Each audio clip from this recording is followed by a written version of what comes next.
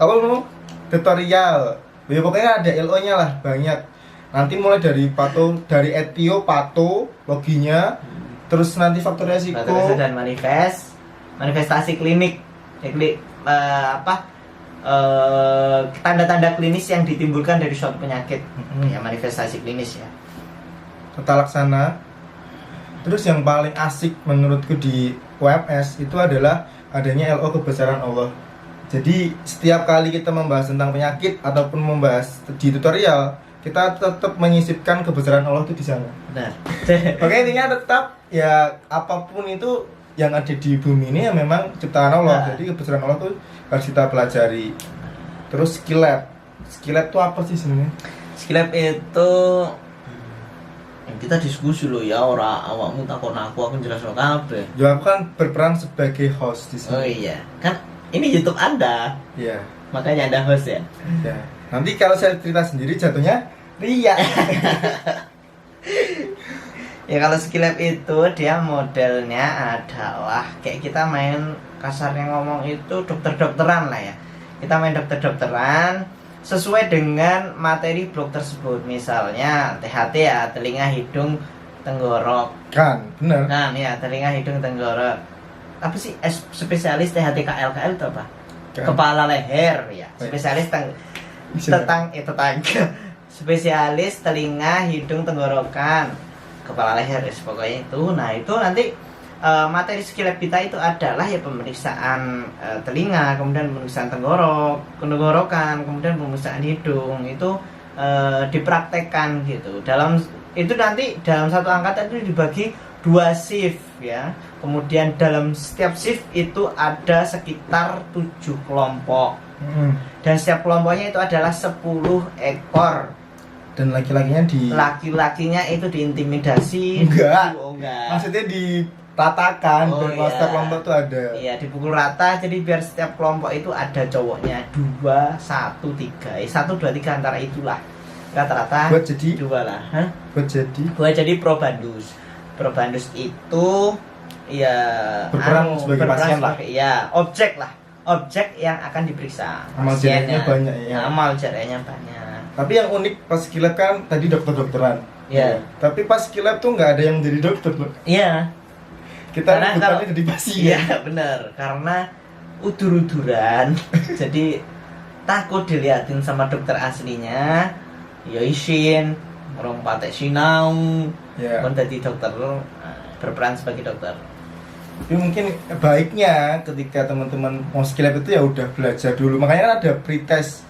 Pretest tuh ngerjain 10 soal atau berapa soal yang tergantung soal pretestnya. Dan itu materinya adalah materi yang akan dipraktekkan nanti. Ya. Kalau pretestnya nggak lulus, teman-teman nggak bisa ikut ini skill labnya. Jadi harus lulus pretestnya biar bisa ikut skill lab. Setauku dulu gitu. Kalau sekarang aturannya beda nggak tahu ya. Apa beda? Masih sama. Apa sekarang lab pretest, remet pretest toh? Sekarang itu masih ada pretest kok. Remet boleh. Revat pretest nggak sih? Revat tetap sekarang tuh nggak ada yang ditunda skill labnya soalnya. Jadi lanjut aja. Apa aku salah ya? Ya memang pokoknya intinya adalah tetap harus lulus pretest itu aja ya. Iya. Tapi jangan salah, soalnya pretest itu ada di setiap kegiatanmu di kampus pokoknya. Kuliah, praktikum, skill lab, tutorial juga ada. Adanya kuis habis ya post-test lah. Tapi itu juga apa sih maksudnya penting juga sih, sangat penting ya, karena masuk dalam berapa persen dari seluruh nilai blok yang kuis di tutorial itu. Kita itu nilainya transparan banget di FK terutama. Benar. Jadi kayak ujian blok, maksudnya nilai blok itu dari ujian blok 50%. Kemudian praktikum nanti ada ujian responsi namanya itu 30%. Kemudian 15% itu dari tutorial, 5% tugas. Nah itu bener-bener transparan. Jadi nggak ada kayak nyogok dosen, apa bermuka dua dengan dosen, itu nggak bisa teman-teman. Jadi harus bener-bener sesuai dengan kemampuan kita. Tapi jadi, ya emang, tapi nggak, jangan artikan kalian bisa semena-mena sama dokter. Harus tetap attitude-nya dijaga. Jadi memang semua nilai itu akan tertera di situ dengan jelas.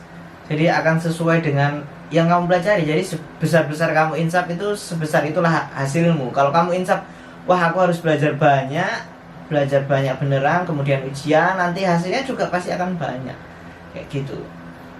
Jadi transparansi banget. Skillab udah, Skillab pokoknya nanti kalau Skillab ujiannya itu dia ada yang namanya OSCE. Ya, Udah mengantuk dia jam 2 pagi. OSCE itu ada empat stase. Pokoknya OSCE itu adalah kita mempraktekkan apa yang kita pelajari selama Skillab. Ya kalau ada 4 keterampilan ya 4, kalau 5 keterampilan ya 5 keterampilan. Tapi biasanya tetap 4 sih. Jadi kalau 5 dipilih salah satu biar jadi 4. Kalau menurut Anda Skillab itu pas OSCE, apakah Anda masih deg-degan sampai saat ini? Kadang aku deg-degan. Deg-degan ngelihat pengujinya atau deg-degan memang mau ujian? Deg-degan materi. Karena emang kadang tuh ya kita udah belajar dari 3 hari, mesti belajar dari lama. 3 hari yang beneran belajar itu kan masih kurang menurutku. Apalagi kalau misalkan yang keterampilannya tuh harus pegang manekin atau pegang alat. Makanya ini belilah alat-alatnya itu mulai dari sekarang di Alfa Medica. Aku samanya bikin promosi lagi. Jangan diselipkan dikit aja. Alfa Medica. Terus apa nih, Om? Ya kalau OSCE itulah pokoknya teman-teman semuanya itu nggak usah banyak berdebat masalah.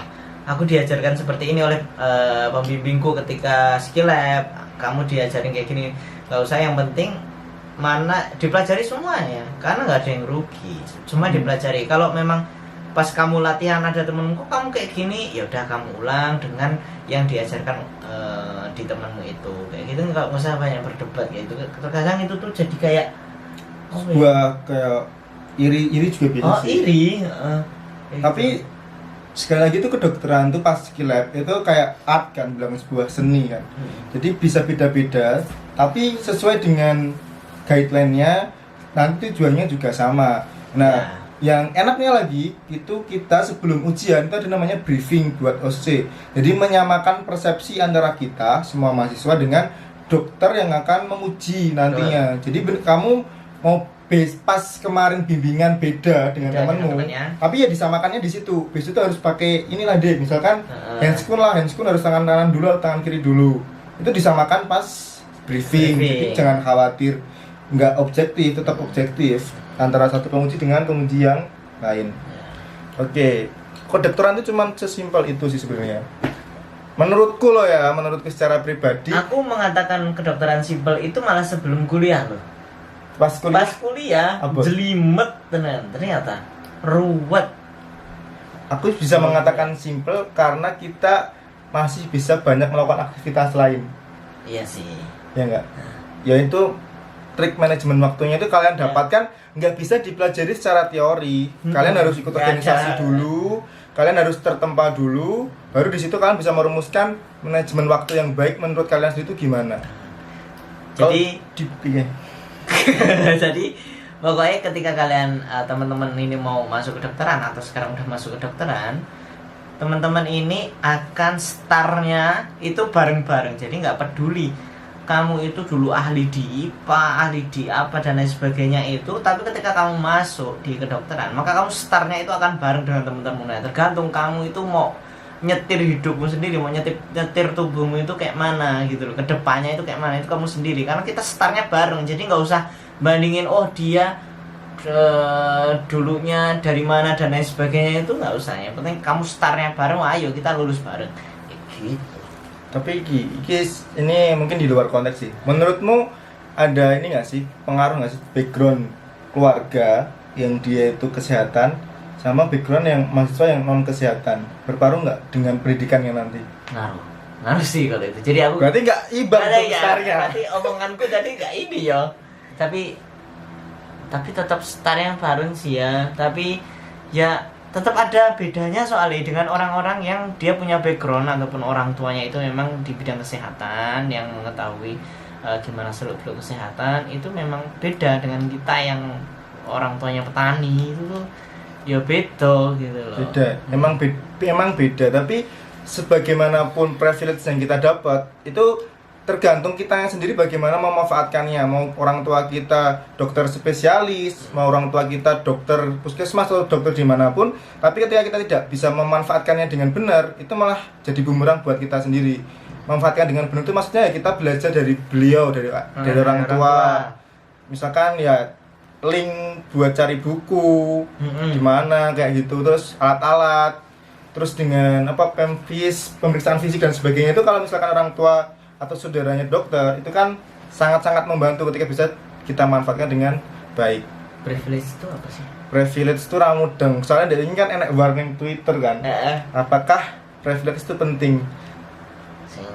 Alah intinya kan wong sukses ki gak mesti dia saka nol. Jadi bisa dilihat dari backgroundnya.